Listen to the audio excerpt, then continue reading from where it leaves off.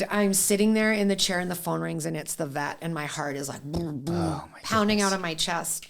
And I pick up the phone and the vet's like, oh, hey, Alana. And I was like, hey. Hopefully that enthusiasm. Yeah. And I was just like, so how's it going? She's like, well, we got the results back. And I was like, and she's like, I can't believe I'm about to say this to you. Welcome to The Woofie Show, the ultimate dog lover's digest. Meet your hosts, Brian and Magda, two dog lovers ready to help you be the best dog parent, unravel the mysteries of canine behavior, and keep you updated on the latest trends in the dog world. This podcast has something for everyone. Get ready for heartwarming stories, expert advice, and a lot of laughs. Today we are joined by Alana, who is here to talk to us about her real life story of how she was able to reverse stage 2 kidney failure on one of her dogs purely through diet. So welcome to the show, Alana. Thank you. Thank you for having me. No worries. How about you just start us off by telling us a little bit about yourself in general? How many dogs do you have? What kind of are you passionate about? Yeah, so, obviously, I am very passionate about dogs. Getting the opportunity to come and talk to two people who want to actually sit here and just listen to me talk about dogs is of course amazing. A little bit about myself. I am married to a wonderful man who you'll begin to understand has a lot of patience, also a dog lover. We originated from British Columbia, and so we both grew up there. And my whole life, I have wanted and loved animals, but I was never allowed to have a dog because we never lived anywhere where we could have a dog. Yeah. So I was sort of like a forced cat person, if you will. Yeah. And cats do not like me. Cats don't like me either. Maybe I don't like them. I don't really like cats either. I would never want to see any harm done to any animal. But cats and they're unpredictable. You do not know if you're going to get a clawed paw to the face at any time, right? Yeah. And so I just never really, connected with cats. I did have one named Julian, actually, who was more dog-like. But, he wasn't a dog. He still wasn't needy enough, right? And so I had come across a girl that I worked with who had a miniature pinscher who was the most well-behaved, snuggly, gorgeous dog, a red min pin, and I fell in love. And so I decided at that point I wanted to get a black and tan min pin, and I was going to name him Batman. And that's such a suitable name for a min pin, right? Like they kind of look like Batman's. He's got like V-bat, like his ears are like bat wings. Yeah. To the point, I found this dog from a backyard breeder, and I don't condone backyard breeders by any stretch of the imagination now that I know what I know. Yeah. But at the time, this is going on 16 years ago, I had no idea. Yeah.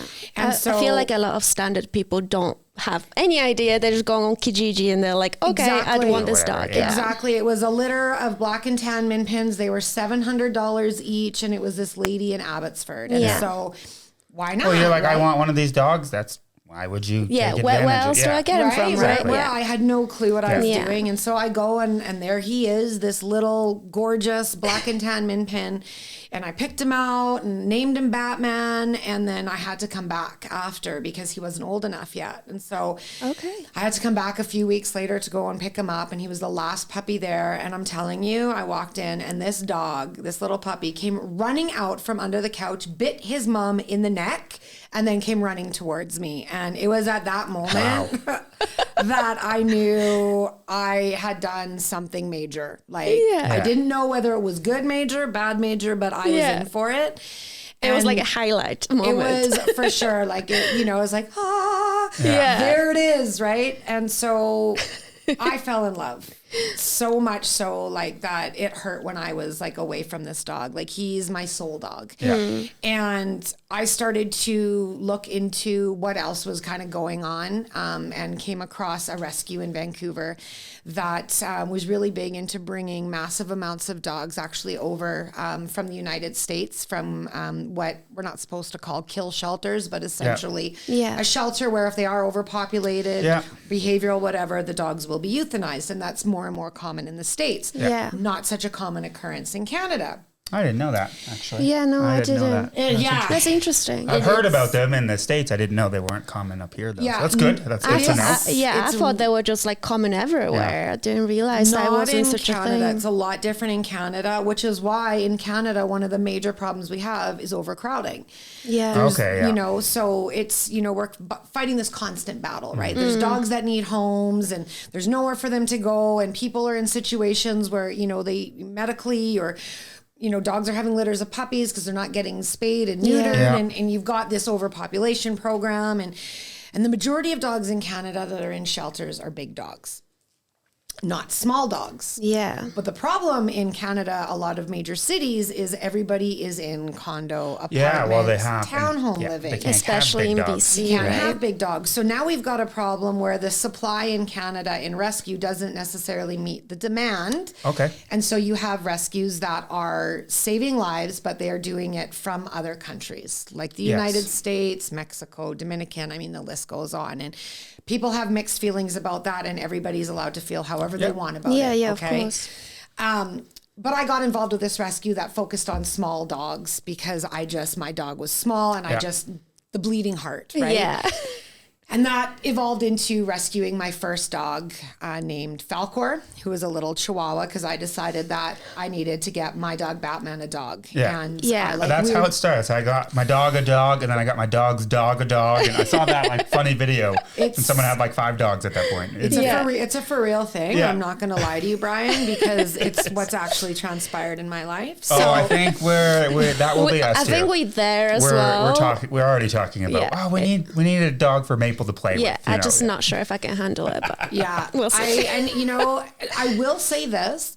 The concept of getting your dog a dog is actually a good one because Batman, type A personality, super high strung, separation anxiety. Like this dog would eat every time I would leave. He would eat just my right flip flop, not my left, always the right one. Like, so he's calculated, right? And I was just like, he is sitting at home thinking about how he is going to anger me because I left him, right? And so I was like, I'm getting him a dog. Yeah. So I got him a Chihuahua named Falcor, who was a rescue from this girl who just wound up adopting 2 Chihuahuas and then deciding she wasn't a dog person. And so she was going to just put them up on Craigslist and see if she could get her money back. And I was horrified by that because I was like, although the courts look at dogs as property, I don't look at dogs as property. You can't I'm just going to try and get my money back. And so I entered in and I was like, I will take her. I will take her and I will give her the absolute best life you could ever imagine, but I won't pay you for her. And I'm not going to pay you for her because I don't think that, in my personal opinion, you should be rewarded financially. No, it's a lesson. An She error needs in to learn a judgment. lesson. Yeah. Right? This is a living being. This is a life, right? Yeah. So she didn't like that, but I guess I had a way with my words. And you're a salesperson, so there you go. I like that mentality, though. That's actually very smart. I like that you did that because you're right. They should not be rewarded. They should learn a lesson. Yeah. And you made sure she learned a lesson. And at that point, it was just like, I'm going to take on, you know, the responsibility of the spay, you know, that needs to happen, all of the remainder of her vetting, like all of that. Like, I'm taking that off your hands, but I'm certainly not going to pay you to feel better about you making a mistake. I think you need to learn from it, right? And so somehow she managed to agree, and I wound up bringing Falcor home. And the temperament change in Batman was night and day. There was no more massive freakouts when I would leave the house, and you know, he stopped eating my right flip flop, like different things That's like so that. interesting. I never thought of it in that way. Yeah, people just see it as like a play friend, but when they are home alone or whatever Like the they're doing, dynamic just changes, right? 100%. And I saw it, and they became like thick as thieves, right? And so obviously we were living in BC. I wound up buying a 2-bedroom condo, 852 square feet, and it had a little yard. And I thought that was perfect, a little piece of paradise. And then obviously, I'm not sure how informed you are about the real estate market in BC and the cost of living, but it's not for necessarily people who want to build a bit of a life, right? And so I saw where the real estate market was going. I had my piece of the market, and I was like, we could really probably do a little something here. And I work in real estate as well, so I knew what kind of was going on in Alberta. And so I just made the call one day, and I walked into the other room, and I said to my now husband, want to move to Alberta? And he was like, okay. Nice. And so all of a sudden, next thing you know, I was clearing it with work, and we were actually expanding into Alberta. So that was a win. And we listed the condo. We wound up making some really good money on the condo. And I wound up finding a beautiful property in Carstairs, Alberta, with 1/3 of an acre yard, like just massive. Beautiful big home, and it was basically the same price that I had paid for my condo in BC. Sounds too big for a little chihuahua, all that space. Yeah, right? Exactly. And so the first thing like people would ask me is, wow, what are you going to do with all that space? And I was like, I'm going to get all of the dogs. Yeah. And I went online That's as great. soon as my offer was approved on the property, and I got it, and I knew that was our home. I was online instantly, and I started following all the rescues in Calgary and surrounding area. And I had already decided at that point, Batman was 14, Falcor was 9, and I can tell you the story a little bit after about how my husband knew I was crazy with dogs. But I had fostered a puppy that drove Falcor crazy, like just chased her everywhere. And I was like, I can't bring a puppy into our home. So Yeah, because with all the older dogs, dogs, right? They won't get on with. I've never the seen, like, puppy. she would scrabble. Yeah. Like, she would come out of the room and, like, look, and then she'd see Maggie, and Maggie would lock eyes with her, and the race was on, right? And so it was awful. And so I felt really bad for her. So I was like, we're gonna do a senior, right? So it started with one. I got the approval for one, and that was Peter. And Peter is a Great Dane Dalmatian cross that a rescue in Calgary called CB Rescue. And if you are ever looking into working with an amazing rescue, CB Rescue, I cannot speak highly enough of them in Calgary. She was found in the Dominican Republic attached to a chain, being purposefully starved to death. And she was like, if you see those skeleton, like Halloween in the store of dogs, like they have them at the dollar stores, that is what she looked like.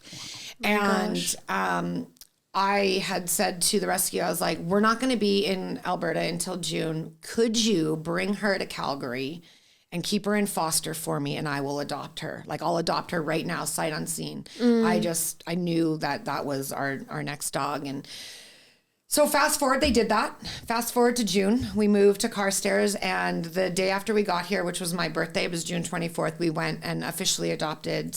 Her name was Pepita. It's now Peter. And we brought her home. And in that process, they had actually discovered that she was in stage 2 kidney failure.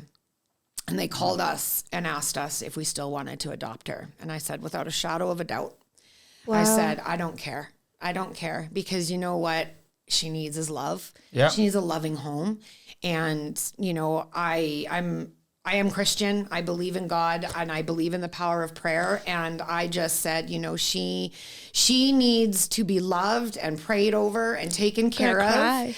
And we're going to take her. Yeah. And so the founder of the rescue, Belinda Morrison, said, I want to talk to you about her condition before, you know, you really agree to all this. Yes. And she said, I don't know how much you know about nutrition, but I want to tell you about this way of feeding that I put my one dog on, and she had been diagnosed with cancer, and we reversed her cancer. And I was just like, come on. A bit skeptical, right? Like, 100%. It sounds a bit like a miracle cure. Like, what is this thing? Like, what is it, right? So I was like, tell me more about it. And she gave me some information. She'd sent me a book to read, and so I read that. And can you share what type of book? Yeah, what was the book called? So it's actually by this group. It's called Rotational Monofeeding. And so the book is actually based off of emulating the diet that a wild dog would eat. Okay. Yep. And so in the wild, a dog will go after prey. Yep.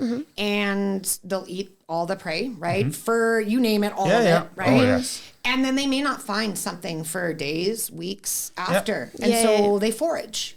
They forage on berries and, you know, food out in the wild. And so if you think about it from that perspective and you translate it into where we are today, like with what we have, it's okay. So they're eating 2 different ways. They're eating one that's solely meat, protein. Yeah. And then if they can't find that meat or protein, they're foraging on other. Right? And so those other days are other. So if you were to emulate that in our world, it's like, okay, so you do protein, one day, and then the other days are fruits and vegetables. Yeah. Okay. Right? And so Batman at this point had actually been diagnosed with dementia. So he was doing some really strange things. He was having massive panic attacks and getting confused. He wouldn't eat out of his metal bowls anymore. He was standing in corners thinking that he was like standing looking at me, but he was in a corner. And so all of these weird things kept happening. And I just said, you know what? We have time till we get to Alberta. Let's put these guys on the diet and see what happens. Oh, okay, I was going to ask Right? if you did it with the other dogs. Yeah. So, okay. And so we started feeding them watermelon, and we fed watermelon for about 2 weeks straight. Oh, yeah. Just watermelon? Just watermelon. Wow. I guess because it like To helps flush flush it them out. out. Maple Flushed likes watermelon. everything out, Yeah. alkalized his blood, right? And so I'm not going to lie to you, it was hard. Yeah. It was because they were extremely- probably thinking like, what the hell? Like, what is well, this? our Chihuahua starved us out for 4 straight days. Like They I've just heard that wouldn't too, eat. where they just don't eat. But I also that they do that though. That's okay. It's okay for them to fast, like you starve said. us. Yeah. They'll eat that animal and then maybe not find something. Exactly. As much as it's like they look Kind so of- sad, Yeah. it's just they can do it. they can do it. Yeah. And just like it's humans can do it. 100%. And the thing Humans is, fast too, right? a dog will eat if it's hungry, right? Yes. If a dog is Yeah. hungry, like if you've seen dogs who've eaten drywall, I mean, dogs do some weird, Yes. they eat poo. I mean, Yeah. come on. Well, yeah.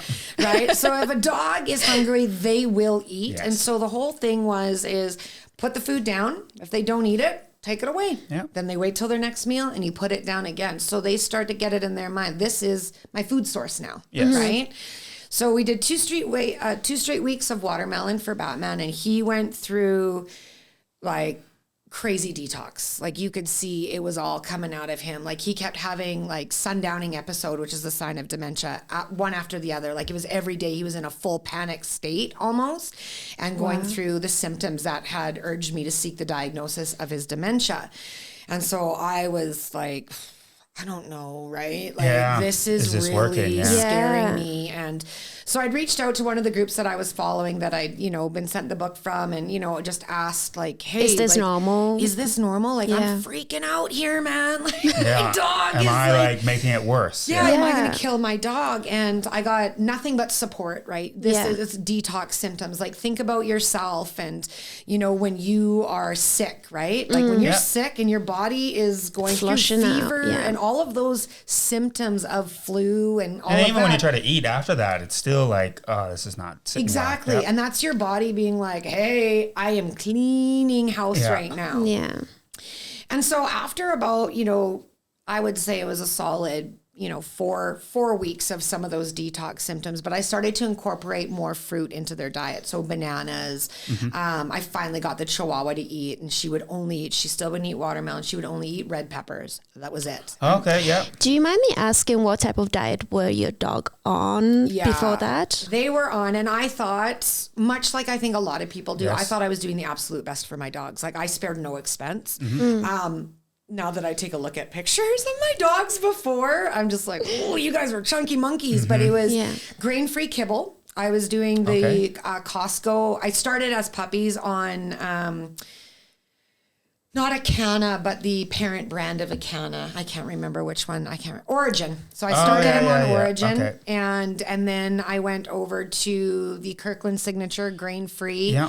And then they were starting to get finicky with that, where they wouldn't really eat it. So then I was like, well, I'm just going to put some wet food on top of that, right? So Yeah. grain-free again. I was on that grain-free kick. And then they were getting greenies and dentist sticks and dehydrated chicken strips for treats, which, I mean, I read the labels on them. I thought, Yeah. I really did. I really did. I thought I was giving my dogs the best of the best. I think a lot of people do, right? Yeah. And it's the way that it's presented to you, right? Like if you're not given marketing. Yeah, It's it marketing. is. And if you're not given other options, you don't know, right? Yeah. And I'm not knocking the veterinarian industry by any stretch. I believe that medical intervention is necessary when it is necessary, but I also think that, there's a lot of money that's involved in the veterinarian industry, and there's certain companies that, are partnered in the vet industry, and Yes. it's all money, right? Yeah. If you follow the money, you'll learn. They also partner the schools as well. Exactly, right? And if you look at the food pyramid that we were raised on, man alive. I haven't seen it in a while. We were actually talking about it. Like, I remember we were talking about a couple of weeks ago just about the human food. And I was like, I don't even remember what it is. And I didn't want to look it up. My husband and I laugh about it all the time because it's actually completely backwards. And then when you look at the funding to make said pyramid. Well, and they say a lot of like pet food, it is behind. Obviously, like the research isn't as, intense as human food. So a lot of the stuff that was popular 20 years ago, 30 years ago, it's just taking them a very long time to because realize. it's not a priority, it's not a priority in their eyes, right? Yeah. Even though it's still a human life, like we should be feeding it exactly the same things that we are eating, right? It should be human grade stuff. And so I sort of, looked at that, and I, started incorporating, like I said, I started feeding the Chihuahua Falcor, red peppers, right? And then I started incorporating yams and mashed peas and things like that. And they were like gobbling it up. Like it was. And I bet you if you gave them their old food right beside it, they would never go to pick the old food. And that's something that I read. It's like if you give them the choice, they will pick that fresh food or that vegetables, like that fruit. They're clever. They're intelligent, right? And to see the change, it's like all of a sudden, like their energy level just like completely rebounded. The Chihuahua had this massive fat pocket in her side, completely gone. Yeah. Batman hadn't had a dementia episode for like over a month, right? Wow. And so I was just like, all right, we're on to something here, right? We are on to something. And we'd started to incorporate meat at the time with bone. And they were doing fantastic. So I was a semi-believer at this point. Okay. And I was like, okay, this is worth it. We are going to continue this when we bring Peter home. Right. Yes. And that was one of the things that the rescue had said, like, I really want you to consider feeding this way. Well, like you said, you're adamant that like, I still want this dog. I want to give her the best life. So she's just like, okay, let's try this. If you truly want to, help her. And that's good. That I'm just glad that you were so open-minded. Like people are not like that at all. I think if I didn't have already a sick dog, like when I say Batman, like I was planning his last times. Like I had already I'd been to a neurologist, like I'd spent a bunch of money getting the diagnosis, right? And they had prescribed this kibble that had, the only differing ingredient was MCT oil. So right at that point, I was like, you want me to pay what? Yeah. Like for this kibble, just so you can add something oil to his existing. So I already knew something was kind of off in my mind. And so I don't think if I'd had the opportunity to necessarily, I don't want to say experiment because I didn't experiment on my dogs, but try it with my two existing dogs and seen the difference almost immediately, I would say, I wouldn't have been necessarily so inclined to be like, well, let's give it a go, right? With a dog who is actually terminally ill. Yes. And so we got here, we adopted Peter as a hospice, thinking that we read every diagnosis, outcome, right? Maximum for stage 2 was 2 years.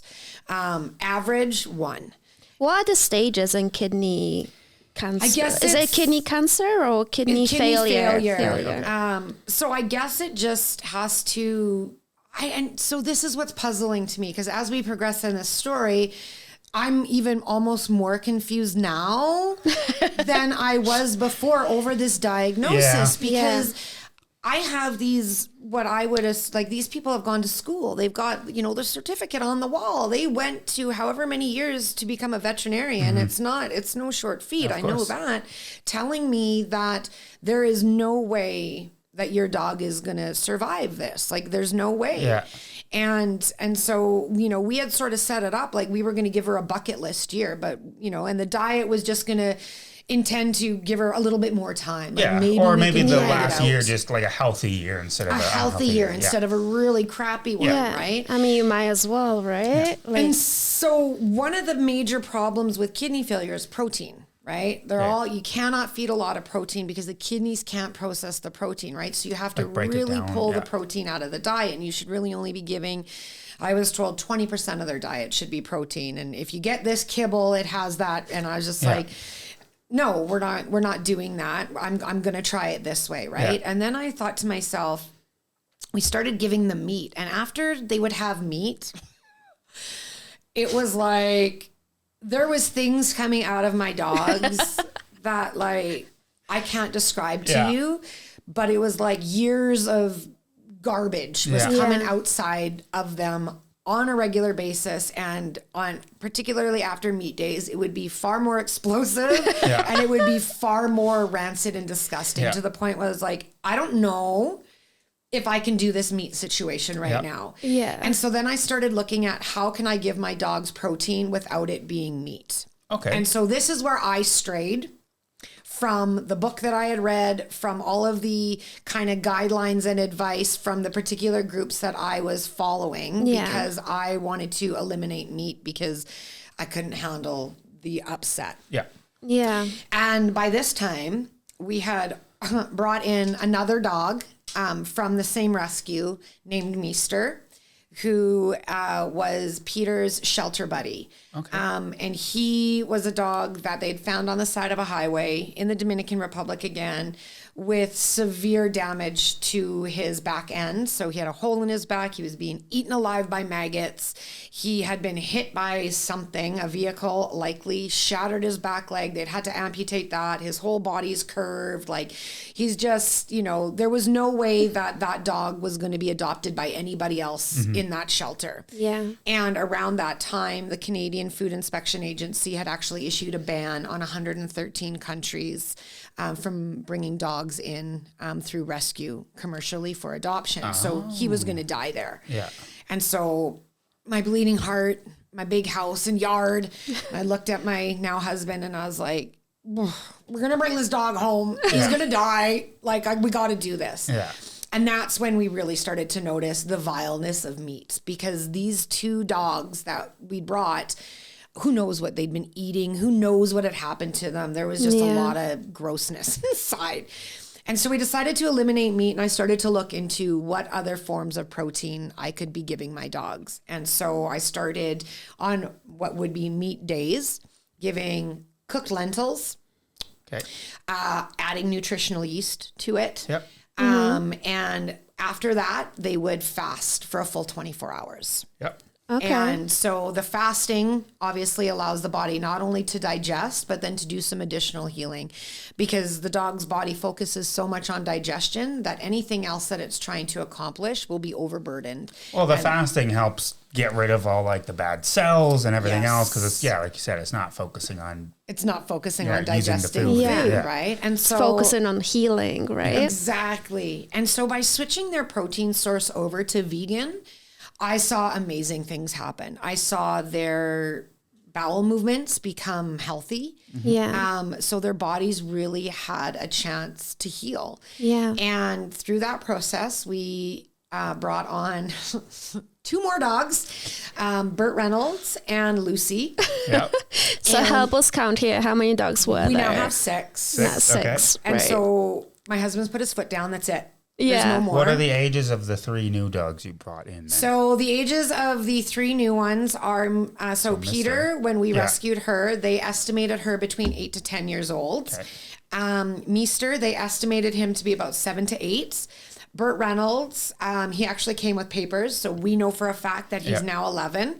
And Lucy, our latest, she's actually a hospice foster, came to us because she was a full-on medical. And the rescue is like, you're the only person I know who is so adamant and strong with your diet. Like, this is like, we need you to take this dog. I think she's 2,000 years old, personally. Like, this dog, like, she looks like, if you look up an ancient dog from 2,000 years ago, it's called a Yuri. Google a Yuri dog, and this is what our dog Lucy looks like. Oh, wow, okay. So my husband and I joke that she, like, has been living in our attic the whole time, waiting for a family to move in. Like, she just, like, when she wakes up, she just looks like she's 2,000 years old. I can't, and so she was actually dropped off in Vegas at a shelter because I think her person died, and they wanted to euthanize her, just get rid of her, the family. And they were abusing her, and she was massive. Like, we call her Lucinder Block because she was the shape of a cinder block.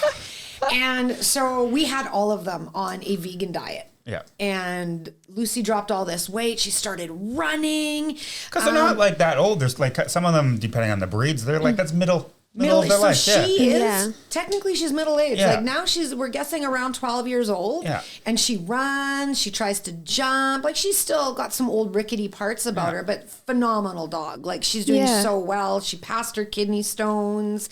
She had actual butt cheeks when she was so fat that had no hair on them. So when she walked away, it looked like a human. It was crazy. Like we'd laugh, and she couldn't go up and down stairs. And now she runs up the stairs. That's crazy. So vegan diet straight for an entire year. We had all 6 dogs basically on lentils. Then we would do quinoa with either pumpkin and not canned pumpkin. Like everything that we gave the dogs was fresh. Yeah. Obviously the lentils weren't. And the quinoa wasn't. But everything else was fresh and cooked, and prepared for them. And I would make massive containers of this quinoa, mashed peas and carrots and pumpkin and freeze it for them. And then the rest of the time they would eat fruit, right? So 2 days a week, it was their protein meal. And the other days of the week, it was all fruit and veg. And they loved it. And I never in my wildest dreams thought I would see 6 dogs go crazy for a piece of banana. They do. So how often do you feed them then? Like, is it every twice a day? Yeah, I do twice. Still? I do twice a day and snacks because my main focus is keeping their calorie count up. Right, I don't want to starve my dogs. Yeah, of course. Yeah. So they'll get like a bunch of bananas for breakfast. Yeah. Maple loves bananas. Oh, Maple it's so loves hard all for the us fruit. to eat bananas now because she's like, well, I smell it. Right? When are you gonna give me a piece? And we have to like pretend like there's nothing left. Blueberries. So then she doesn't see it came like literally Can from our she hand. respond? So Peter now, she'll be in the office on the 3rd floor, and all I'll do is break the top of the banana. She is down in the kitchen. Oh yeah. And I'm just like, man, we have for fruit sometimes. We'll get fruit and then freeze it, and they're in like Ziploc bags. And as soon as that Ziploc bag opens, she's there. Right? Yeah. It's so, like how my dogs used to be with a cheese wrapper, like a Kraft single cheese wrapper, right? But they're doing it for fruit. Yeah. And so like apples, dried dates, I make banana chips, dried apricots, avocado. I mean, like there's so... I remember when my mom, she was shocked when we gave Maple a bit of pineapple. Oh, yeah. And she was like, you feeding your dog pineapple? Yeah. I'm like, it's not for us. We literally get it for her. The amount of, she eats better than us, 100%. Yeah. The amount of like fruit and vegetables that we buy specifically, it's like, oh, we're out of beans. Well, let's get them. And it's like, we don't eat them. They just get thrown in the freezer. Yeah. And then, for her, the dog. It's all, so my funny. best friend came to visit last Christmas and opened the fridge, and I had a container of their food that I made, the quinoa and carrots. She's like, oh, this looks really good. Is this what we're having for dinner? No, that's for the dog. That's for the dog. We're ordering pizza. Yeah. And she's like, what? That's so true. That is totally us. Oh, that's so funny. Just what happens. Because you want what's best for your dog, but you don't really care about yourself. Well, that's what people say. It's like a dog can't choose. Like, fine, we eat pizza, or someone might go get fast food or whatever, but we're making that choice, and it's not every single day. If you feed your dog bad food, they can't tell you, hey, I don't want this kind of thing. And no, all they can do is start showing you symptoms. And so one of the things Batman was doing is in the middle of the night, he would have accidents in the house. And this is before any of the switches that happened. And I could not figure out for the life of me, why is he having this kind of accident? Right? Like, better than that. You can tell that it was an upset, clearly a stomach upset. Yeah. And I was like, what is going on? Like, I haven't changed your food. I haven't done any of that. So what is it? And after doing this diet and switching them over, I realized that what was actually happening to them was a buildup of toxins. Everything that I was giving them was processed. Yep. The kibble was processed. Their treats were processed. So the nutritional content that started in that food before it went through the making process of the food was all gone. Yeah. Right? So it's like the equivalent of feeding your dog McDonald's every day. Every day. Exactly. Exactly. I'll show you. There's a book that I'm reading right now. And literally, that's the exact example. Like, feeding your dog just processed food is like you eating McDonald's every single day. And people, 100%. and I was like, that totally makes sense. Like, I get it. And then when you look at, if you dig a little bit deeper, which I did eventually, right? Because after I'd seen such a drastic difference in all of my dogs, I was like, I got to look into this a little bit more because I'm on to something here. Something's clearly. working. So. And then I looked at who the parent companies of a lot of the kibble companies are. And, one that comes to mind is Mars. Mars. That's the biggest one. Is a company that manufactures chocolate bars, but also my dog's nutritional kibble, They also, I'm not going to say the name, but they also own a massive vet chain in Canada. I know exactly which one you were talking about. When we found that out, we went there for an emergency when we first got her. Unfortunately, we didn't know any better. Well, our vet didn't have, we had like a parvo scare when she was like 9 weeks old. And our vet's like, we don't have any tests, like just go wherever you can. And we went there and she was fine. But like all the things they were saying to give her and all of that. And I was just angry, but you were like really emotional. You're I was like super scared. It's my first dog. I don't know what's going on. And then so anyway, I looked it up because I was just curious. I didn't really know much about the dog. We literally had her for a week. She gave us like a $2,000 bill, basically, like a quote of what we needed. And so I looked it up, and they were owned by Mars too. And I was like, and then I looked at everything else Mars owns, and I was like, and then that's just one little quick research kind of made me aware of like, okay, there's more to this. Right? So they always say, follow the money, right? Yes. And so, and for my own health and life, I've been following the money. Yeah. And so I started following the money with the dog industry and the vet industry, and I was blown away at all of these things that I was just like, okay, now I need to really start becoming an advocate for my dog, because anytime something would seem off with my dog, I was at that vet's door. I was at the vet's door, right? Vaccines every year. Anytime they had diarrhea, they need a medication to get rid of the diarrhea, right? Instead of understanding maybe they're having diarrhea because their body is like, I got to get this out. Yeah. So what should I do for diarrhea? Probably just shouldn't feed them and make sure they have a ton of water by them so that they're hydrated, let their body clean it out, and then, start feeding them again. And so learning all of those kinds of things and starting to really advocate for my dogs when I would have to take them to the vet, and starting to say no to certain things. Like, you know what? No, I'm going to go home and I'm going to kind of see how this goes. I know you're a professional, but still my decision at the end of the day. Let's see. I've done that. Like you are more like this. I'm more like stubborn, where I just tell them like, no, I'm just like, I don't want to do that. It's okay. We'll see. If it gets worse, we'll come back. But, exactly. Right. And so, I was always, of that frame of mind, in a sense of like knowing that, well, vets want my money. And so I was always hesitant about putting my dogs on tons of medication, but I'd always take their advice. And then I started to learn, like, you know what? You don't hear often about dogs dying of cancer in the wild, right? I've never heard of it, probably because, what are you going to do? You see a dead dog in the wild, you're going to go test it. But you don't often hear a lot of that kind of stuff. And so I was just like, well, you need someone to tell you that your dog is sick. Well, if I don't go to that someone to tell me my dog is sick, my dog's not sick, right? My dog's just working through something, that's processing so true. Well, it's something. the same as humans. Like if you get like diagnosed with something, now all of a sudden you overthink and you panic and all of that. But if you didn't think anything, I'm not saying don't think something's wrong, because something major could be wrong. But but don't jump the gun so quickly. Like allow your body to do what it does best and give you the indications, right? It's like, what we just went through, the last few years. It's like so many people were running to the doctor because they were feeling sick. And what did that do?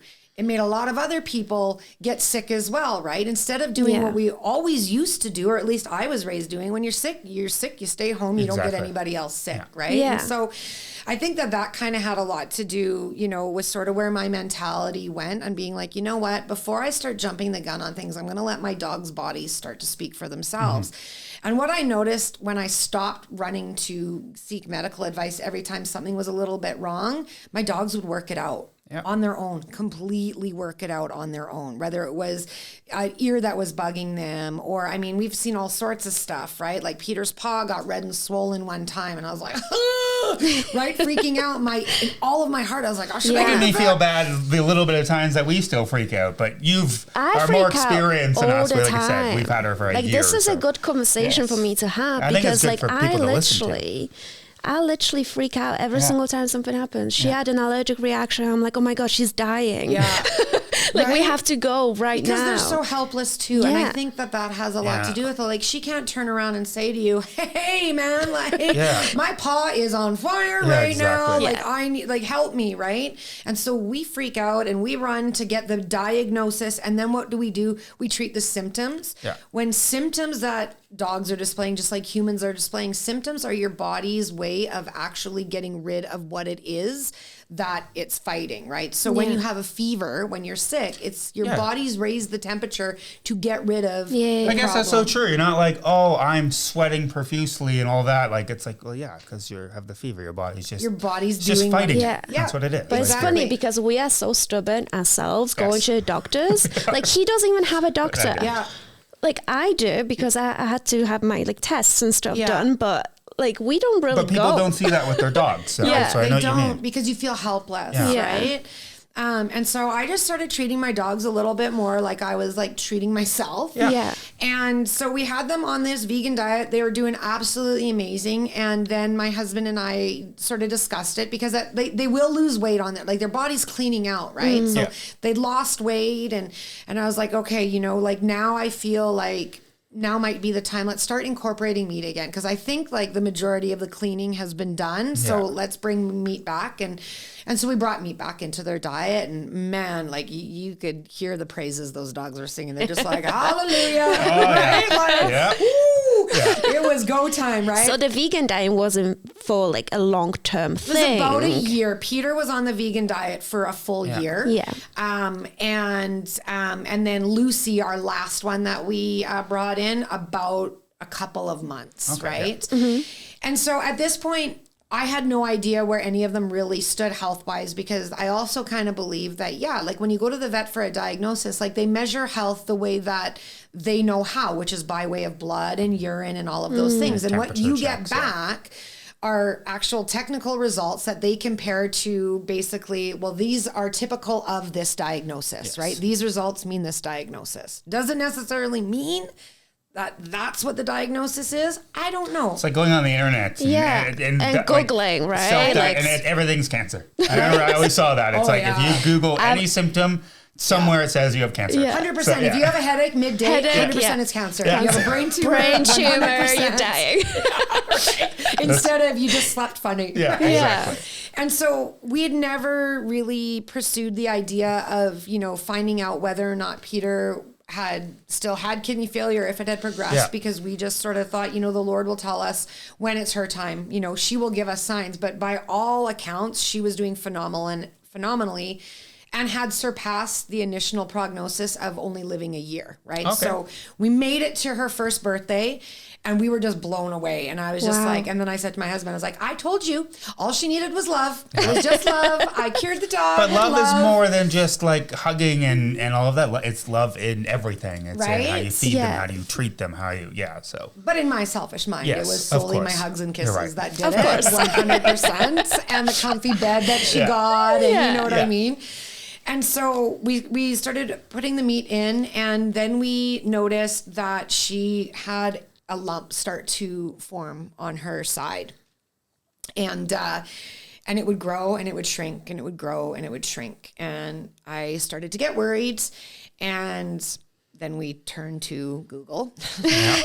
As you do. And it's the first thing you do. Yeah, right? Because everyone does it. Right? All the because time. Google is the be all and end all. Certainly doesn't steer anyone astray.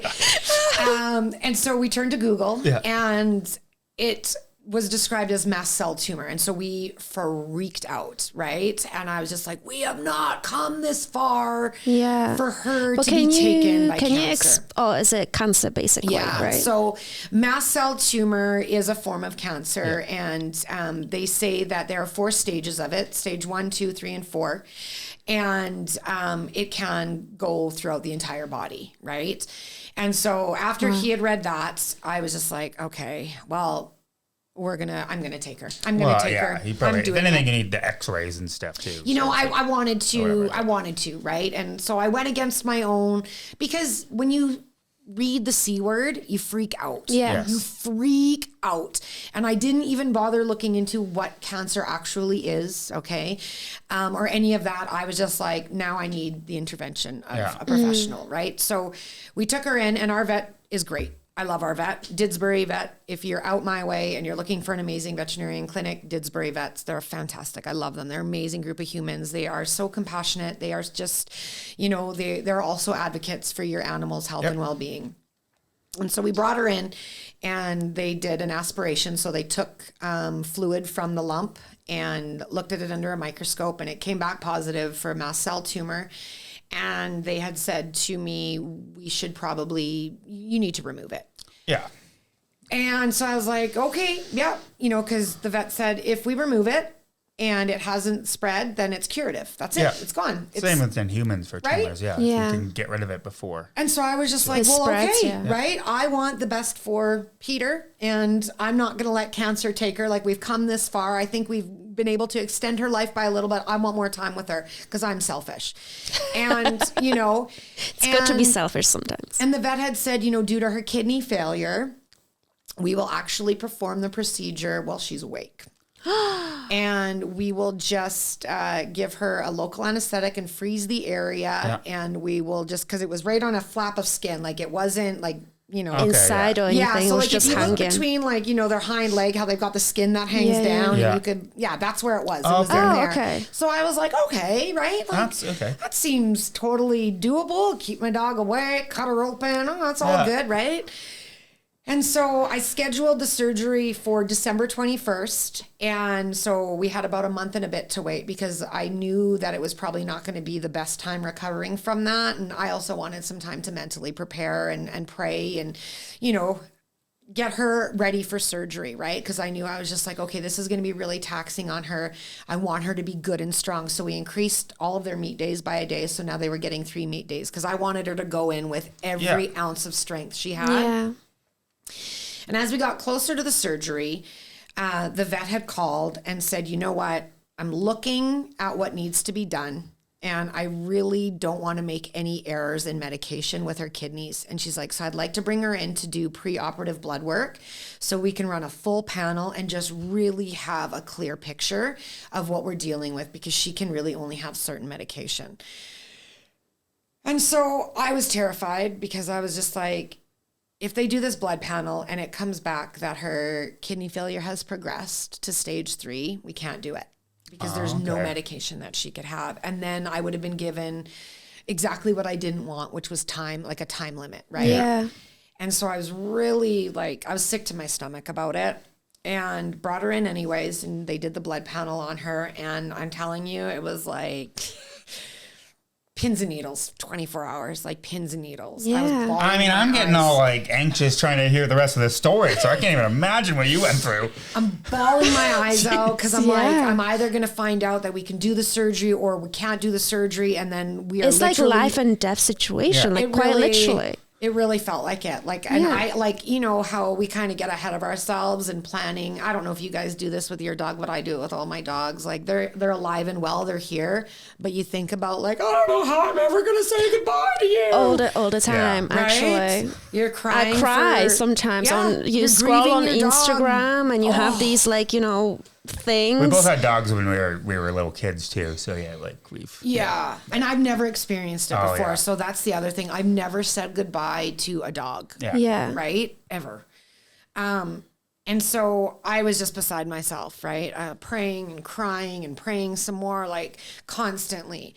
And I went to try and distract myself the next day, knowing I was going to get a call from the vet, right? And I was like, I got to go out and keep myself busy here. So I went out and got my nails done.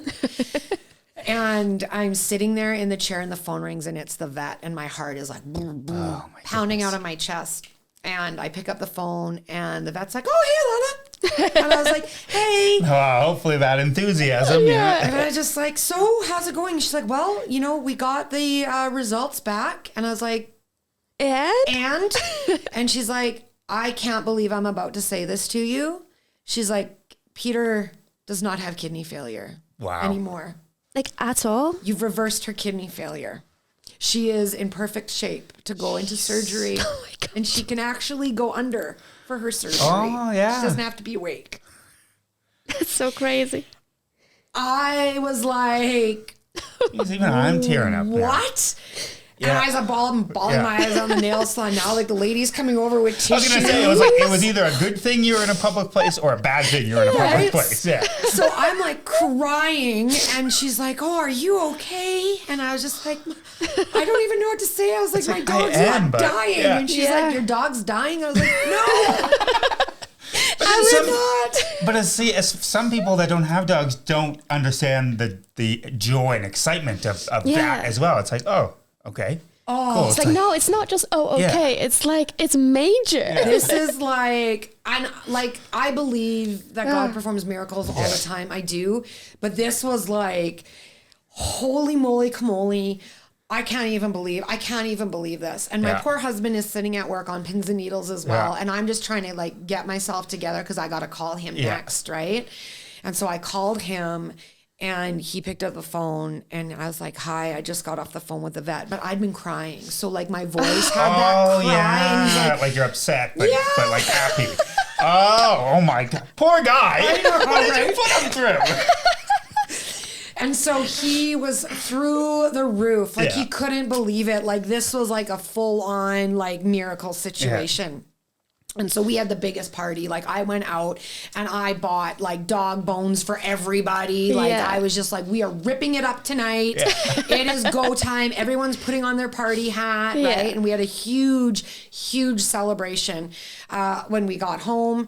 And Peter went in for her surgery on December 21st. And so we still had one more hurdle. Well, yeah. Is what stage was this tumor at, right? So she went in for her surgery, and I got to tell you guys, I'd forgotten because I hadn't had a dog that had gone through surgery in some time. Like it was the spay and neuters for Batman and Falcor, and then Batman had some dental work done, and that was it. I had forgotten that coming out of anesthesia is horrifying for your dog. Yeah, Maple had that, unfortunately, and she was just so...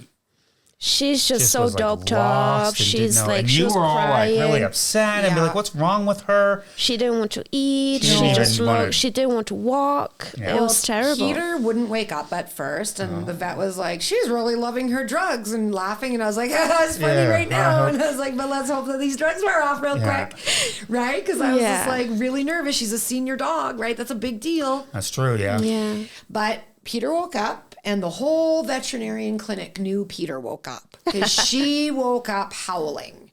And like, I'd never heard cries like the cries that my dog was letting off after she woke up. And I finally realized, well, like she woke up with a bunch of strangers looking over top of her. And she's probably like, where's my mom? Yeah. Like, who are you? Thinking that she'd gone back in time and like, this was all just a dream, that's so right? true. Yeah, you're right. And so they brought her out to me, and I'm telling you, this dog had alligator tears on her face. Like her eyes were full of tears, and she just came right up to me, and it was just like this relief. And so I was just like, I said to the vet, I was like, listen, like, you know, Christmas is a couple days away, and I know that, you know, we're waiting on these biopsy results. And I was just like, please don't call me before Christmas. Yeah. You know, like just...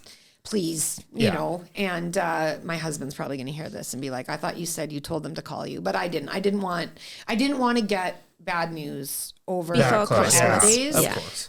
Because if it was going to be our last one with her, I didn't want that to be looming over the whole experience, right? So we just went into it as she's kidney failure free, and we're living it up. Yeah. And after New Year's, the phone rang yet again, and it was the vet. And the results had come back from the biopsy. It was only stage 2. So she is curative. She does not have cancer. Her whole body is clean. She has a completely clean bill of health. And she is a brand new dog. She's like a puppy. It's like she knows that she doesn't have cancer and doesn't have kidney failure now. She runs and like, she's like a bucking bronco in the kitchen and this is like a Great Dane Dalmatian cross. So she is not tiny. And she's a force to be reckoned with. Yeah. She's just healthy. She looks fantastic. She's got a sparkle in her eyes. I mean, her teeth still look like she ate rocks for her whole life because she did. Yeah. But everything outside of that is absolutely amazing. And I just, look at it and think to myself, I don't want to say that this diet cured her necessarily, yes. okay? Because I did go back to the vet, and the vet had said, and this is the other thing, at first the vet did not condone what I was doing, diet-wise. The vet was like, you shouldn't be doing that. You should never fast a dog in kidney failure. That's going to kill her. And I just sat there and, okay. But my dog, my choices, my home, my rules. And I know what fasting can do for the body. So we kept doing it. And after she had read the results from the biopsy coming back, she said, you know what? You keep doing what you're doing. She's like, because whatever it is that you're doing, it works. She's like, in my entire career, I have never, ever seen someone reverse kidney failure. And then I said, do you think that there is a chance that the diagnosis was made in error? And I said, because Peter did come to us like death had rolled over her, right? Like she was on death's door. And I said, and I'm sure all of her levels were off, not just her kidneys. And she said, could it happen? Yeah. Is it likely that that's what happened? No. She's like, because the readings are very, very descriptive. Like there's when the blood reads this, it is 100% like we said earlier. Yeah. Right? And so she said, honestly, I don't know what to say. She's like, but you just keep doing what it is that you're doing. You have my support. And we left the vet and we have not been back since. Granted, it's only been a couple months, but there's been no reason with any of our dogs, despite the fact that, my brother-in-law calls them old and broken, they're all firing on all cylinders for their age, So I think for me, it was a long road. But being an advocate for your dog's health and life and going with what you feel honestly is the best for your dog is what you should be doing.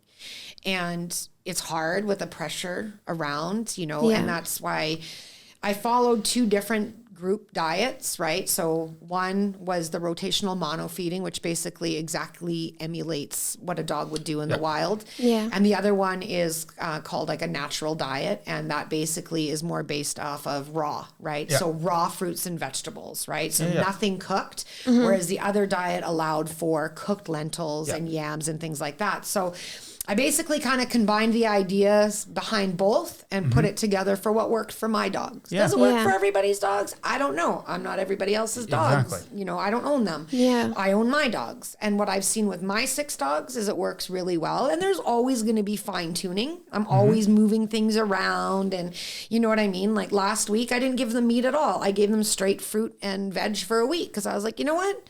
Give your bodies a break. It's not going to kill you. It's probably going to do really good things for you. Yeah. You know what I mean? And so anytime I see something weird creeping up on one of them, whether it's an itchy ear or, our one dog, Lucy, is having some parts where patches of her fur are kind of falling out, but you can see there's new growth coming underneath. So it's her body being like, out with the old, in with the new, right? So I just make adjustments, based off of that. But I think the biggest takeaway for me is like, we as dog owners should really take a look at it and what we're feeding our dogs and, all of the things that we do for ourselves and self-advocate for, supplements, vitamins, eating more salads, right? Like put that mindset into what you do with your dog and you'll likely see a huge change in them. I mean, I'm not saying, don't feed your dog commercial food or anything like that, right? But don't be afraid to question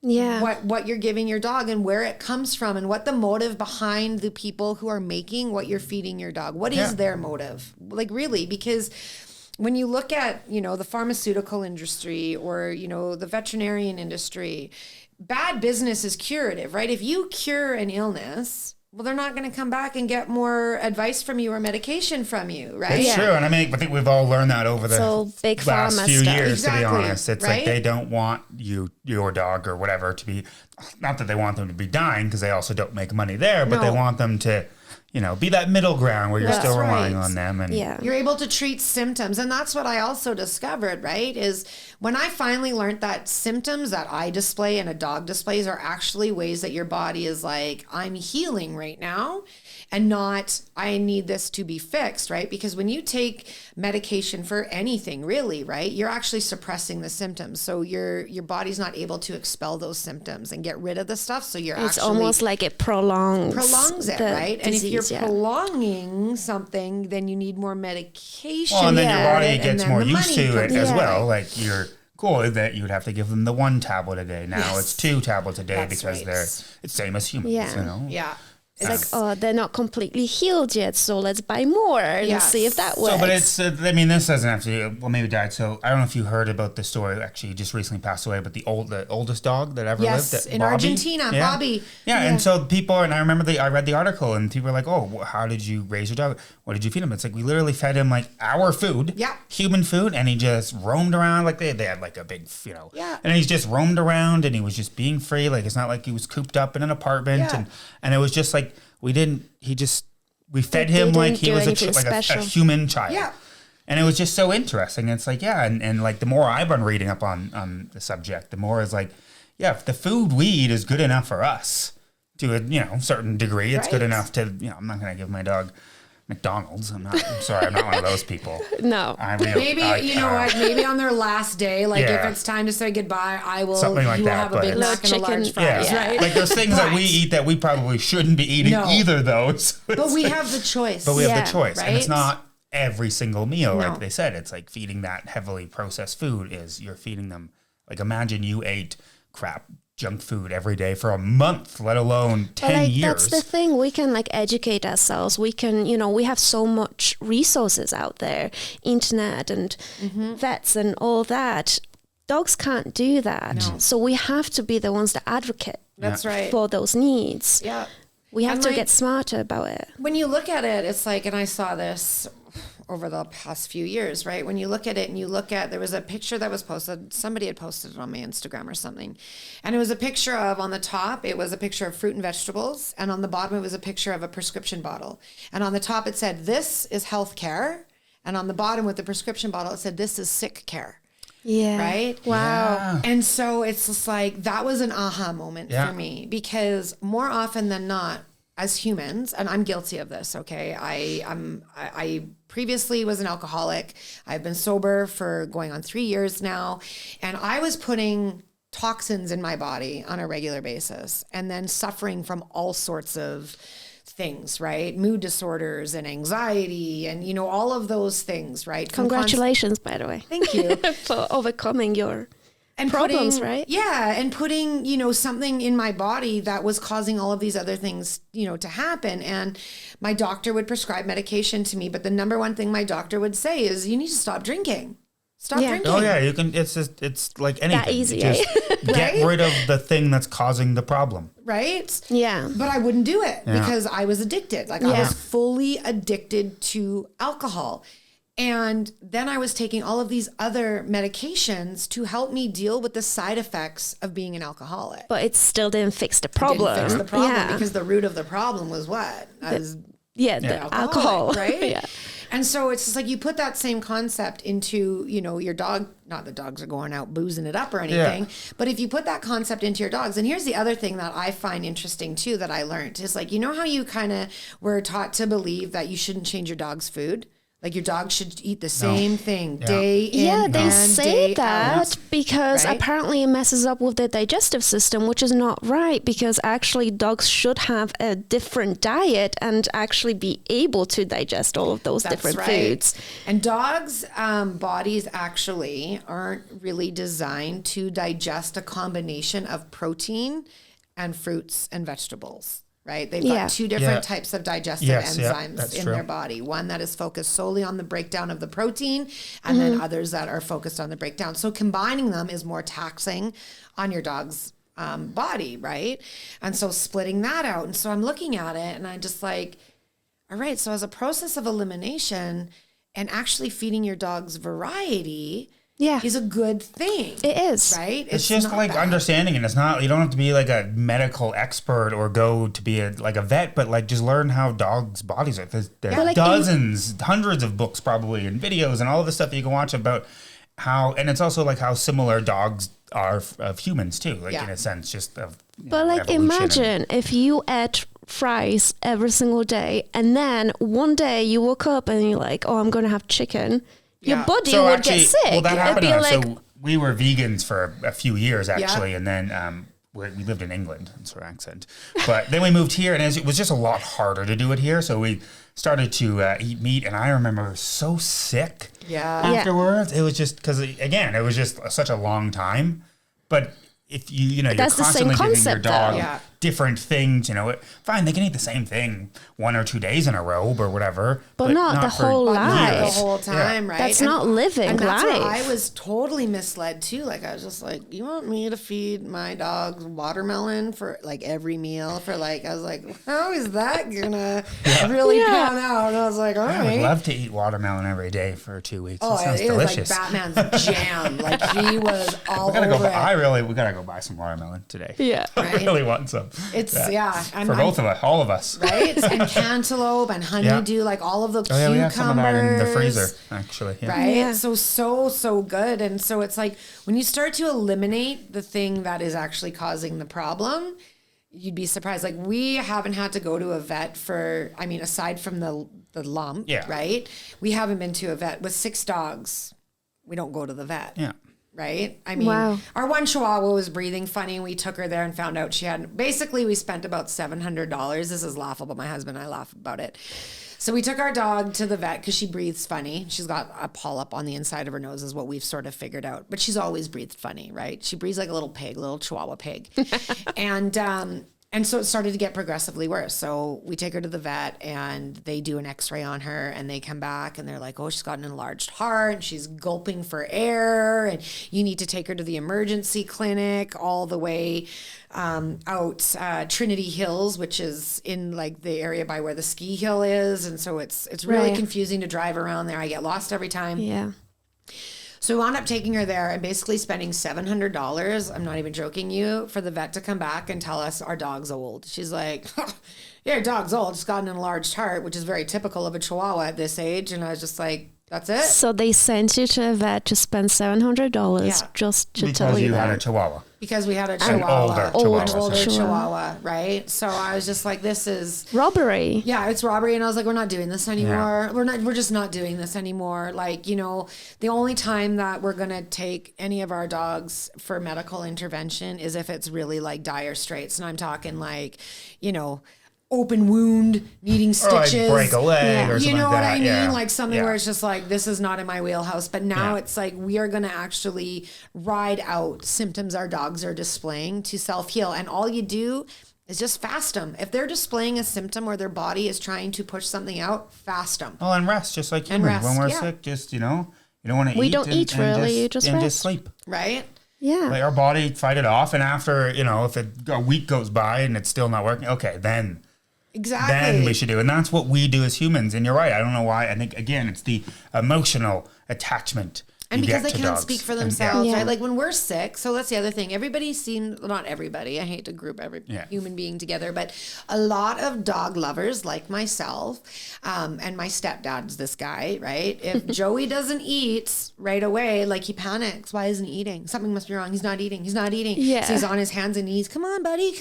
And it's just like, he It's doesn't want to okay. eat. He doesn't want to Yeah, eat, we had that man. with some of her food and she just wasn't eating it. And Yeah, we're just she like, had the time in her Yeah, life where it was- for a week she's just like, like nah. she didn't eat the whole week, but it was like out of the 2 meals, she might have one of them. Yeah. And it was just like, fine. And I was like, okay, well, she's still like, But I was still worried. yeah, I but was we are, like, yeah. But it was just kind of like, I don't know what to do. Maybe she just doesn't like this food. Maybe she's just like, I've had enough of this food. Like, give me something new. That's exactly it. They will self-fast when they want to, right? So it's either, a Chihuahua starving you out because she's like, I am not down with this red pepper meal that you're giving me, right? I want my kibble and my greenies back, right? And then after 4 days, she was like, well, I'm starting to feel weak, so I'll just eat what I have. Guess I'll have to eat this. Yeah. Right? 4-day-old red peppers. Yeah. And then, you know, eventually now it's just like that's their main food source. They know. They get excited over a piece of apple. Oh, it's so funny. It's crazy. We give her spinach. Yeah. And it's just, or lettuce, like a piece of lettuce. And you just like... She will literally drool. Yeah, she like drools knowing that there's a piece of lettuce. And we always like do fun things and get her to do like a little trick or something. And then she's like, just give it to me. You know, it's so funny. Right? But she's that's what her food, and those are treats. And that's what I guess to say is like, you don't have to... Especially for people starting off, instead of like the crappy treats, just swap it with strawberry or blueberries, buy a thing, just throw them in the freezer so they don't go bad. That's even better because then they're frozen. So exactly right. And so, I mean, that's what we do. Like for treats now, it's like pitted dates right from Costco, and they go bananas over it. And I'm just like, this is amazing. Like I love it. And I mean, here's the other side of it too, right? And I get the pushback from people, oh, it's so expensive to do what you're doing. It's not cheap. It's not cheap, but I don't go to the vet. I'm not dropping tons and tons of money on the vet you know what I mean? And so... Especially with older dogs, which is what you would expect, right? Going to a vet all the time. So there's a trade-off, but vets are like the emergency, comes out of nowhere, you got to pay, goes on the credit card. Where like dog food goes into like the monthly, the maintenance, right? Right. It's part of our groceries because at the end of the day, the food that I buy my dogs, I'm also eating. So I read, and this is in the U.S., but the average dog owner spends $20 a month on food. That's it. That's like what a budget is for dog food. I know. I was disgusted. When we found that out, I was like, we spend like $150 a month or something ridiculous on food for her. No, not that much, but like $20. So that's what, because it's talking about diet and all of that stuff, and that's a thing. It's like the heavily processed food. It's cheap. It's cheap because it's not, it's not real. There's nothing in it. Real food, and so they can, but they have to make it like that so it is that cheap, so people can afford it, and that's right. Because the industry is so competitive. There's so many kibble brands, right? They have to make it cheap. Didn't want to use that word, but yes. I just sort of look at it like not everybody can do what I've done, right? Yeah. I mean, it is time consuming. It does. I mean, I work from home too. Like that's the other caveat, right? Like there's a lot of contributing factors that allowed me to do what I did. But I mean, even if you just make a couple swaps out, like instead of a green bone, give your dog a carrot. Right? Freeze the carrot. She loves carrots. And then it is like instead of some of those other treats. But you buy those a lot of people buy vegetables anyway. So just take if you buy a pack of like green beans, take a handful out, throw them in the freezer. Yeah. Like you buy a cucumber, take a quarter of it off, throw it in the freezer. Yeah, there's 2 of us as well. So like we don't actually eat. We can't go through some of the vegetables fast enough. Fruit and vegetables will never really go bad on you guys anymore if you feed them to your dog. Like when stuff is starting to turn in the fridge, guess who gets it? That's the dog. Literally what we do. That's exactly what we do. And that helps. Just 100%. Something little like that helps. But I think, like it says, like take it into consideration that if you are going to be giving your dog these fruits and vegetables, take a little bit of their food away that day. That's right. Yeah. And don't feed it together, right? Yes. Like if you're still, and again, like I would much rather find out that a dog is in a loving home and being fed kibble than being out on the streets, you know, being beaten or starved, whatever, right? Yeah. I totally get it. A home is better than no home, and food is better than no food. Yeah. Yes. And I'm a full supporter of that, right? But if you can even make small shifts to some key things for your dog, right? Like if you're going to, like I see a lot of people who, will do research on what is the best kibble I can give my dog. And then they'll add additional supplements onto it. And it's like, so if you're spending all the money and the time on all these additional supplements and everything you're adding to the kibble, could I put forward a suggestion? And don't hate me for it, but maybe rethink the kibble side of it. Right? Yeah. Maybe even if it's just like there's some really great, more convenient foods. So one of the foods out there right now is called Smack. So Smack food is actually made in Canada. It's dehydrated fruit, veggies, and meat. Okay. Okay. So, I mean, I have not heard of it, so I'm really interested. It's a really good, like, it's kind of like kibble? It's kind of like kibble, but it's dehydrated real food, basically. Yeah. So dehydration isn't bad. It doesn't, like, destroy the It doesn't destroy the nutritional content as much as processed, kibble would, because it's still, kibble's at a super high temperature. Yep. Dehydrating food's still, it's dehydrating them, but... there's alternatives out there that are better for your dog than just kibble. Mm-hmm. And I would encourage people just to take a look at making even some small changes, because here's the thing. You've got rotting bananas in your house, right? They're like black on the counter and you're like, what am I going to do with these? Feed them to the Banana dogs. bread. No, that's what everyone You know, bananas. the browner a banana is, the better it is for your dog, because it's full of cancer fighting agents, right? And things like that we were sort of, you know, taught to be afraid of, like grapes are toxic to your dogs. Absolutely not. They're not. My dogs eat grapes constantly as meals. Wow. They're not toxic to your dog. Okay. In fact, Yeah, because I've read that. Yeah, so. Google tells you that wow. grapes are toxic. Yeah, it will, and it will. Same with avocados. Google tells you avocados. You mentioned are avocados, and toxic. I hit that in my head, and I was like, I didn't think. But see, and that's what I said at the start. It's like a lot of that is outdated. Yeah. Too a lot of the food, and we're not saying that it's not. I don't want someone to be like, oh, I'm gonna throw grapes, and you never know. So you never don't, know, and especially as like a disclaimer for whoever's listening or watching this. Yes, Please. we are Anybody not listening who wants to incorporate fruits or vegetables into your dog's diet, I strongly recommend that you do. But the one thing I advise you not to do is to feed it with kibble or with any meat. Right? If you're going to do it as treats, do it as a replacement meal. So if you want to just slowly start doing something like this, give your dogs banana for breakfast, right? Yeah. And then wait the day and then give them their kibble. Yeah, just for to make dinner. sure that they Enough don't time has react to passed. it. Yeah. Because I've learned this the hard way. When fruit goes in, with 6 dogs, you learn a lot of things the hard way. I got to tell you that. Yeah. When fruit goes into the body and it's sitting on food that hasn't digested, it will ferment. And it will come back out and it will smell like alcohol, because your dog's actually brewing alcohol in their stomach. Fruit's fermenting because it's sitting on top of a slower digesting food. Yes. So there's been a few times where I've made that mistake. So like melons, cucumber, honeydew, cantaloupe, watermelon, very fast digesting food, like extremely fast. What I would advise you not to do is feed bananas and then feed watermelon, because what you'll wind up with, if you do one right after the other, is a nice little foamy mess of what I could only compare to as moonshine sangria on your carpet. And it's hard to get out and it stinks. So it's just taking some of those things into consideration when you're doing it. But a lot of the things that I was sort of, brought up as a first-time dog owner to think that were toxic and would kill my dog are the exact opposite. The thing with avocados, what's bad about avocados is it's high in fat. So don't give your dog 10 avocados. And I guess you give kind your of dog like a bite of you avocado. flushed all the stuff out of their system too first as well. I think that's I think that's maybe what people say is maybe it's because like avocados or grapes don't mix well with like the high processed food and all that. So their bodies are fighting it. So maybe that's why actually those aren't good. It could. You're probably onto something. Right? I'm no expert. It was just a thought. It's just kind of common sense, you were talking about right? don't mix food, so I was like, maybe that's why they say it's bad because it's not a. And here's the other thing too, right? Like when and again, I am not slighting the veterinarian industry by any stretch. Like these men and women went to school for a long time. Like they know an awful lot about what they're doing. I'm not doubting that whatsoever, right?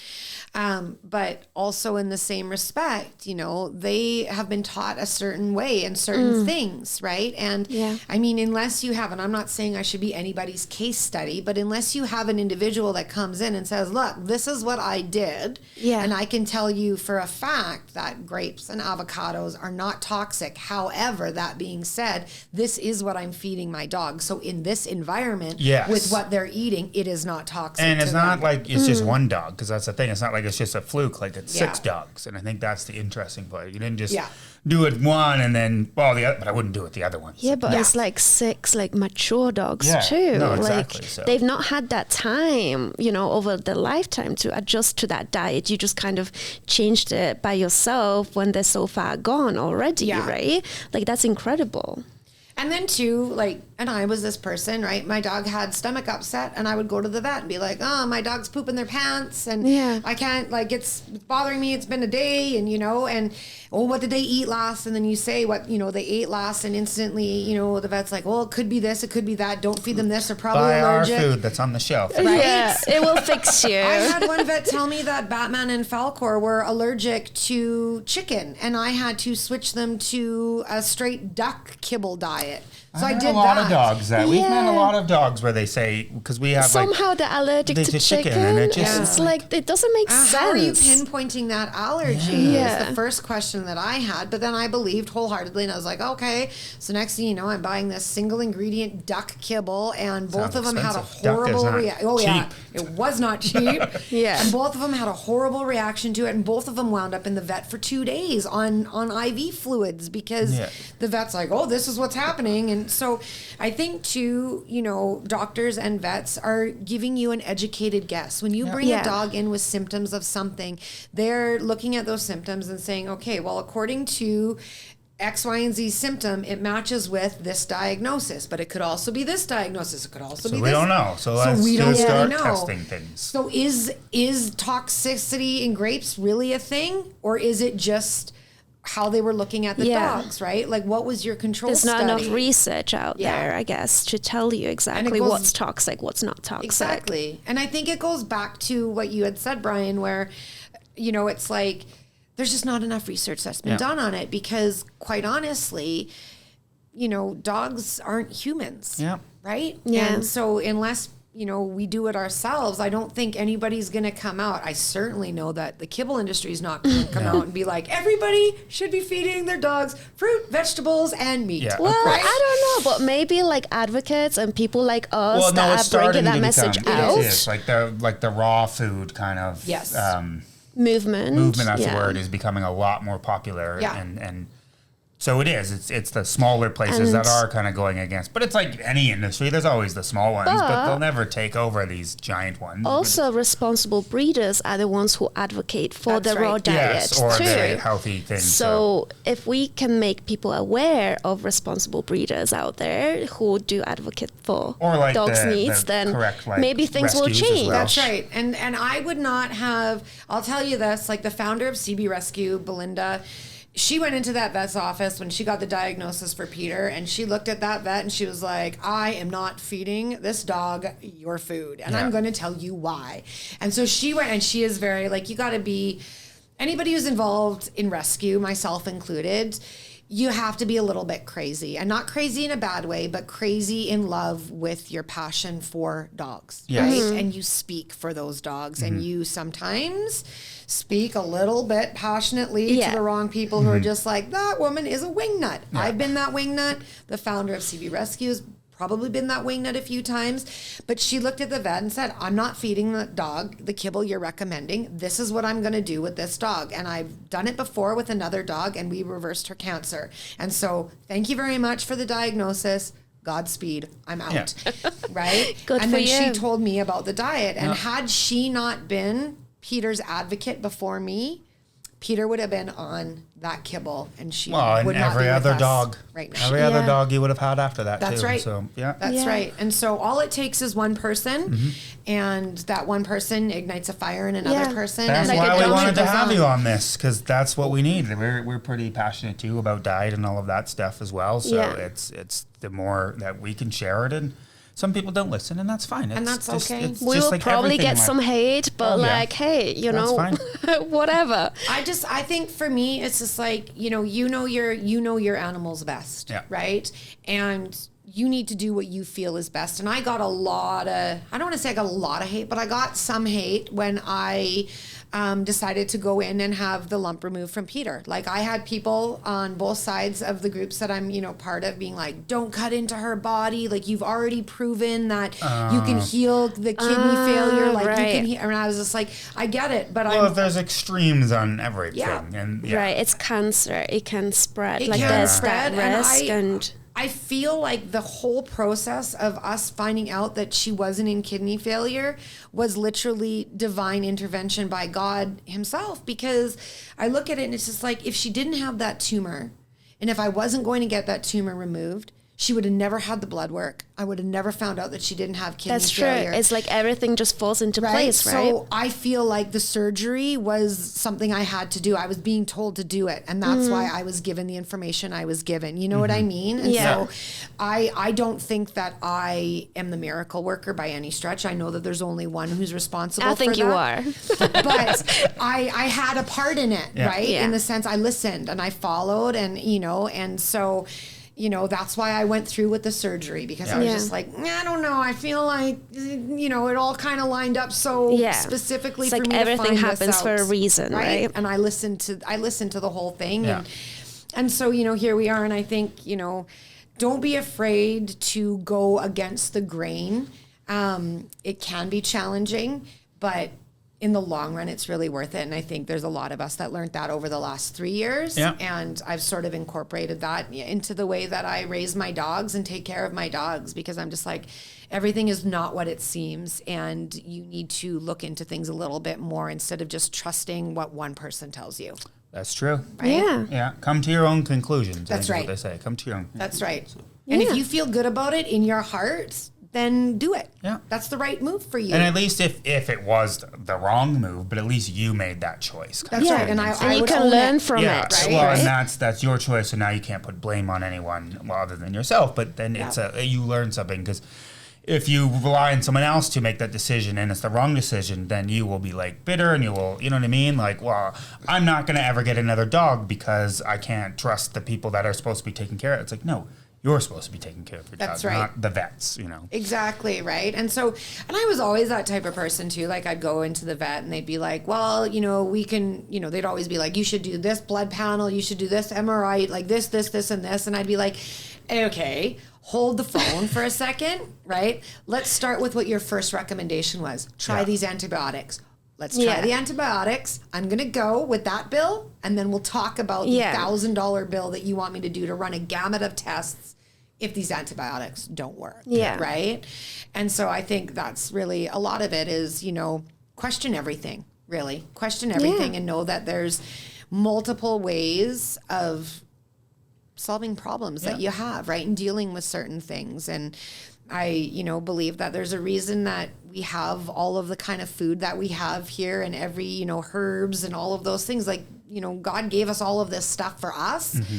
So it obviously serves a purpose, and that purpose should, you know, be passed on to our dogs. To animals, right? In general, right? So that's awesome. So, be curious. Be curious. Be curious about it, and don't be afraid to ask questions, and don't be afraid to, you know, ask for whys behind it, right? Like, why are you giving me this diagnosis? Why are you telling me that this is the path to treatment? Like, you know, what are some other options? And do some research to find out other people's success stories of things that maybe have been a little unconventional, right? Yeah. Like, you often hear about people getting diagnosed with cancer and refusing chemo treatment, and people are just like, what? Wow. But body can heal itself. The body can heal We have everything that we need within ourselves, right? You know, and I'm not saying like, hey, if you've got cancer, like, just don't go to the doctor. Well, exactly. Make your own choice. Make your own choices. Yeah. Advocate for yourself, and, you know, not everything comes down to one answer. Mm-hmm. You know, there's a lot of answers that you can, you know, get to solve a problem, right? Yeah. So that's my crazy dog story. Right? That's awesome. I think this is a great way to end this, I guess. No, that was good. I mean, I was going to say if there's anything you wanted to add, but you kind of summarize it all up at the end there. So that's good. And like you said, just kind of think. Just stop and think. Try to, like you said, remove the emotions. Yeah. Even just temporarily. Not like fully, but just like when you get that thing from the vet, don't jump to conclusions. Just like, let me think about it. We'll give you a call if we want to go ahead with that. Sleep on it. I can't stress that enough. And, you know, people make fun of anybody who says, oh, I'll do my own research on that. Everyone's like, okay. Right? But it's just like, for real. Like, there's a lot of good information on there. There's a lot of bad. But again, critically think your way through it, right? And critical thinking is definitely the thing, that's right? That's the word. That's the one, right? And so that's really all I would suggest. And don't be afraid to go off the beaten path a little bit and go back to the bare bones basics of things. Like, there's a reason that everything in our environment works so beautifully cohesively together, right? Mm-hmm. Everything is meant to exist together and use what you have around you, right? That's how God intended it. And so it would only make sense that dogs would eat prey and eat fruit. Like, when I go to the grocery store, so this is the other thing. If you start feeding your dogs massive amounts of produce, you start being a deal hunter. right? And so the people at Superstore think I'm crazy. I'm the banana lady because I go in I got 6 dogs. I got to feed them bananas. It's cases of bananas. That's a lot. And I get comments all the time. Oh, you're baking a lot of banana bread? And I'm like, no, I feed it to my dogs. And everyone's just floored by what? Yeah. Oh, yeah. And I'm just like, dogs love bananas. And I was like, try it one day if you've got dogs. I used to take home like leftover fruit from events that I worked at in the past. And they're like, I was like, oh, no, this is all for my dog. They're like the watermelon and pineapple, and they're like, you feed your dog that? I was like, yeah, it's literally going right into the freezer. You have to talk about it, though. You have to teach people, like, it's okay to feed them these things because they wouldn't know. Because what did dogs do before there was kibble manufacturers? What did people feed their dogs? And that was only, table scraps. Right? Exactly. What Bobby in Argentina was fed, like that, and so if you put it in that philosophy, and then I think to myself, I was like, well, what did people do back in the day when there was no kibble, right? Nobody was using that, it's inconvenient. It's not convenient to feed the dog. You just fed the dog because you fed them the scraps from the table. That was your pattern. Just like you fed yourself. Right? Mm. Yeah. But then they introduced the convenience of kibble, and then kibble got pushed to be it that has all the nutritional value you'll ever need, right? And then you see an increase in dogs being diagnosed with cancers and pancreatitis and but liver also failure. being overweight. I mean, that's a big thing. I showed you a picture of Batman before and after. Like, he didn't look fat to me. He looks fat to me now in the photos. Yeah, you mentioned that when you're looking at it. Right? But at the time, I was like, he's just, what did I used to say? I can't remember. I didn't call him fat, but it's like basically he's big boned, right? He's big for a min pin is what I would say to people, right? So he's not fat. He's a big min pin. Yeah. And they'd be like, okay, lady. It's all muscle, really. Right? It's just like his legs are shorter than they should be. Yeah. He's just a big min pin. Yeah. They told me he would have been 10 to 14 pounds, and it turns out he's 18. And they'd be like, it's 18 pounds of fat. Yeah. That's what he is, right? I didn't see it because I wasn't ready to see it, right? Yeah. And I think that's the biggest thing, and it's only when you look back, especially when like dogs gain weight over time too, it's harder to notice as well. Exactly. So like when we gain weight over time, like you put on 5 pounds, you don't really notice it. You put on 10 pounds, you kind of notice then a little bit. Then you put on like 2 stone and you're like, oh, right? shit. And then you go see someone you haven't seen in a long time and they're like, whoa. And you're just like, what? Yeah. What happened? Why are you looking at me like that? Yeah. Right? But I mean, it's like having that self-awareness and realization sometimes. It really is. Yeah. And then I think, seeing just the energy level increase in all of my dogs. I mean, that to me was the biggest indicator. I was like, yeah, we're on the right path here. We're 100% on the right path. You guys are running around when you're not supposed to be. You know what I mean? Like, that was all a good sign. And then it's like, when you think about it, when you start eating healthy and you start working out and things like that, your energy level goes way up. You just feel better, good. You feel better. And I think, it's like we said, just treat your dog or pets or whatever how you would treat yourself. You know? If you're one of those people that just eats fast food all day, and then I'm sorry, there's just no hope for your dog. Exactly. And then balls in your court, right? Own it. Own it. And own it with your dog. And when you're back and forth from the vet constantly because your dog's got diarrhea or pancreatitis or kidney failure or liver failure or their teeth are falling out because their dental's so bad, right? Well, I don't know what you want me to say. It's not the breed's fault. It's not where you got the dog from. No. It's you. You're the problem. It's you. Just like, Batman, like I know I was telling you before we started, right? Like I'll never get probably a puppy again because Batman was just like, put me through the ringer. Like he was a really, really, hard dog. And it's like, it was all me. It wasn't him. It wasn't the backyard breeder that I got him from, although I'm sure it didn't help. Yeah. But it was me. I knew nothing about really his breed. I read one book and thought I was fully versed on min pins. Turns out not at all. Yeah. I knew nothing about proper training and how to be a pack leader and how to show that dominance to my dog so he would respect me, right? I never socialized him properly around children or other dogs, so he became leash aggressive and hates kids and all of those things that I didn't educate myself properly on enough to... Well, like you realize that now. That's the important thing, right? Yeah. I've learned now. Yeah. But at the time, a lot of people are delusional and they Yeah. just don't realize. They go on through life blaming the dog. Yeah. When or reality, other dogs, if Yeah. you're Yeah. or other people. like it's everyone else's fault. It's Yeah. not Yeah. my fault. I'm not doing Exactly. anything wrong. But you are the one that's responsible for that life. That's right. I don't believe that there's bad dogs. There's no bad dogs. There's bad owners. Yeah, Right? for People, sure. we are the problem.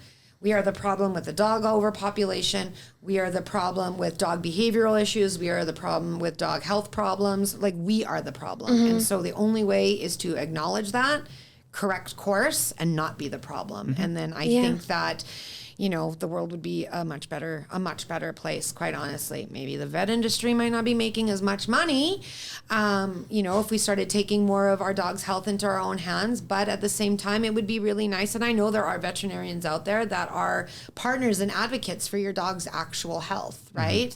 And not all about, you know, necessarily making money, but truly want to see a path for a better life for your dog, right? Yeah.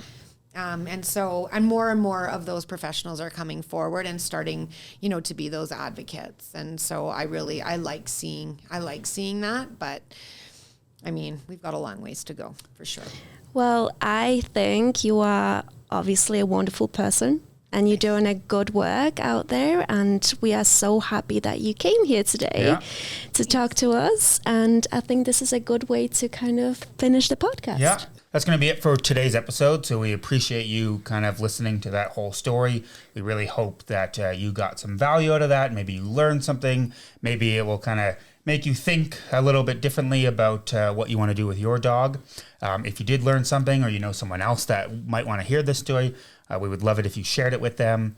If you're watching this on YouTube, don't forget to subscribe and like and comment if there was anything that you took away from it. If you're listening to this on any of the audio-only platforms, then be sure to follow us and rate us as well, because that would really help out. So thanks again for tuning in to this episode, and we'll see you guys in the next one. Bye for now.